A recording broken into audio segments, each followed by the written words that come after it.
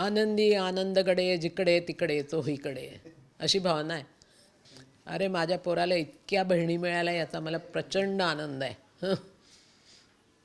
कारण मला देवेंद्रला एक भाऊच आहे, बहिणी नाहीत, तर त्यालाही पण दोघांनाही मिळून एवढ्या बहिणी मिळाल्या, किती आनंदाचा क्षण आहे हा. खूप त्याचंच म्हणजे 24/7 जे म्हटलं जातं तसं त्याचं हे आहे. 2-3 तास जास्तीत जास्त झोप आणि उरला सगळा वेळ बाहेर कामामध्ये, जनतेमध्ये सेवा करण्यामध्ये असा जातो.